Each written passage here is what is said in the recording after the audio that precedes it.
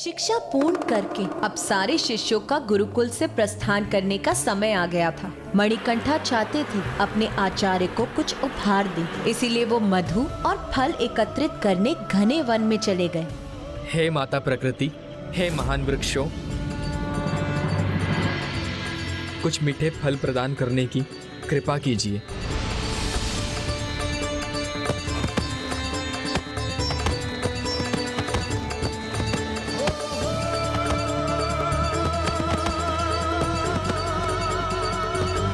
आप सभी को अनेकों धन्यवाद।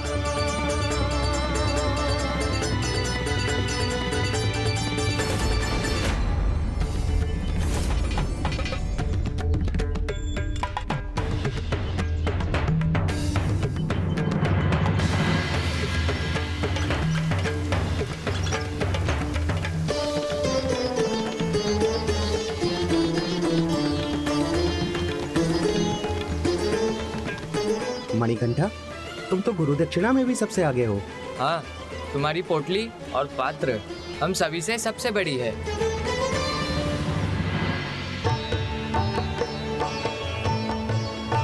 प्रणाम गुरुदेव।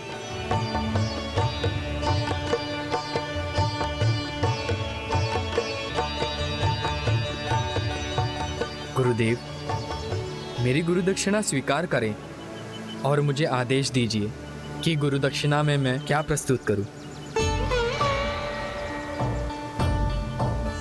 तुम इतना हट कर रहे हो तो मैं इन्हें स्वीकार करता हूँ पुत्र मणिकंठा, किंतु मुझे इससे अधिक गुरु दक्षिणा में और कुछ नहीं चाहिए, क्योंकि तुम्हारे गुरु को सांसारिक सुख प्रदान करने वाली किसी वस्तु में कोई रुचि नहीं है। गुरुदेव, जैसे शिष्य को शिक्षा देना एक गुरु का धर्म है, वैसे ही गुरु की हर आवश्यकता को पूर्ण करना एक शिष्य का। आप मुझे बताइए गुरुदेव, क्या कष्ट है आपको?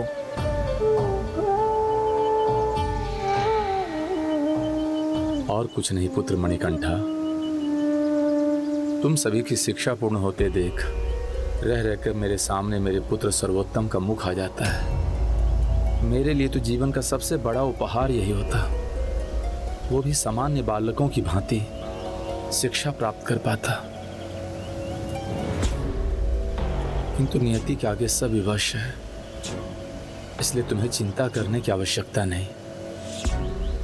तुम मेरे सबसे प्रतिभाशाली शिष्य रहे हो, इसलिए तुमसे ये गुरु दक्षिणा स्वीकार करता हूँ और तुम्हें आशीर्वाद देता हूँ कि तुम अपनी सभी इच्छाओं को पूर्ण कर सको। आपका बहुत बहुत धन्यवाद गुरुदेव।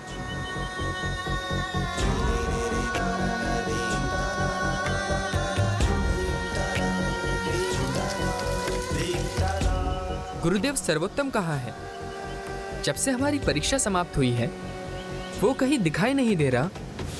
जब से उसे ज्ञात हुआ है कि तुम लौट रहे हो, वो मुरझाया बैठा है, कुटिया से बाहर निकलना ही नहीं चाहता।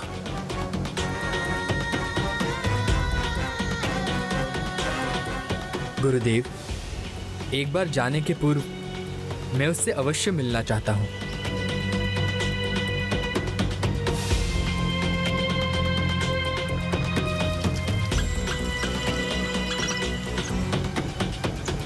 प्रणाम गुरुदेव।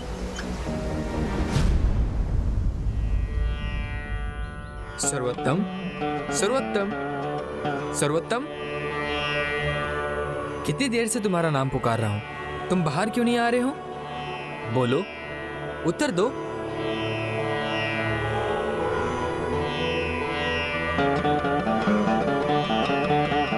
बहुत बोल सकते हो तुम, बस तुम्हें उचित प्रकार से प्रयास करने की देर है। तुम्हें स्मरण है, गुरुदेव ने हमें एकाग्रता का पाठ सिखाया था।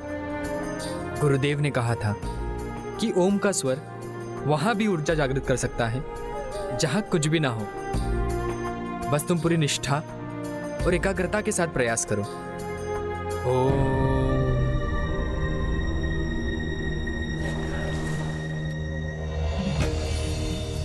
मेरा विश्वास करो और ओम बोलने का प्रयास करो, इसमें अपार शक्ति है।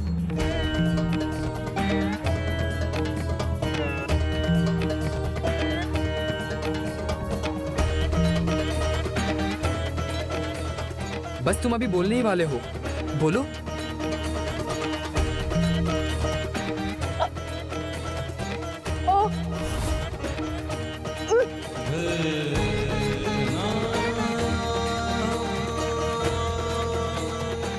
पेड़ की ऊंची हिलती हुई टहनी पर बैठे पंछी जो होते हैं ना, वो कभी नहीं डरती। पता है क्यों? क्योंकि उसे स्वयं पर विश्वास होता है और अपने पंखों पर। तुम्हें स्वयं पर और तुम्हारे स्वर पर, दोनों पर विश्वास करना होगा। ये तुम्हें शक्ति देगा। पूर्ण विश्वास के साथ एक बार फिर से कहो, ओम।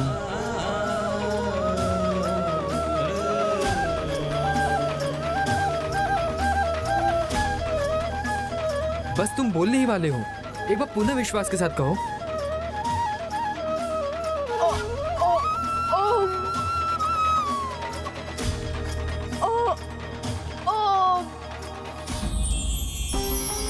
अति उत्तम, एक बार पुनः कहो।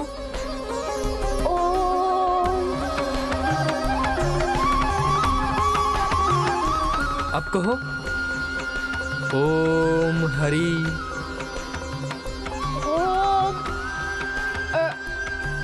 री।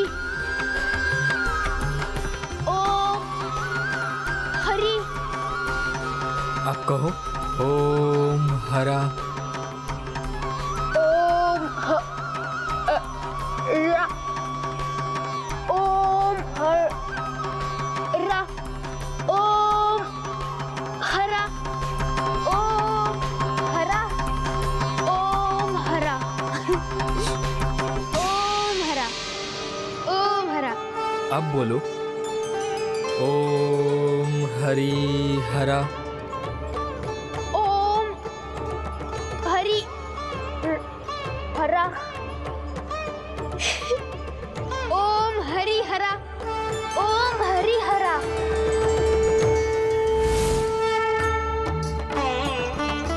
आपने जो उपहार दिया उसके लिए धन्यवाद। धन्यवाद प्रभु, धन्यवाद। धन्यवाद भी कह रहे हो, वो भी बिना मुझे देखे? इसमें कैसा आनंद? प्रभु, मैं कैसे देखूं? मैं देख नहीं सकता। असत्य, सर्वथा असत्य है ये। मैं अभी बोलना सीखा आपके कारण, अब से असत्य कैसे कहूंगा? इतने वर्षों से जब मैं शिक्षा प्राप्त कर रहा था, तुम्हारे नेत्र एकटक मुझे ही देखते थे। आपके दर्शन चाहता था, आपके समान ज्ञानी बनना था ना। तो पुनः प्रयास करो। मैंने कहा था ना, स्वयं पर भरोसा, यही है सफलता की कुंजी। प्रभु, आप सामने पर दिखाई नहीं देते। तुम्हें पूर्ण विश्वास है?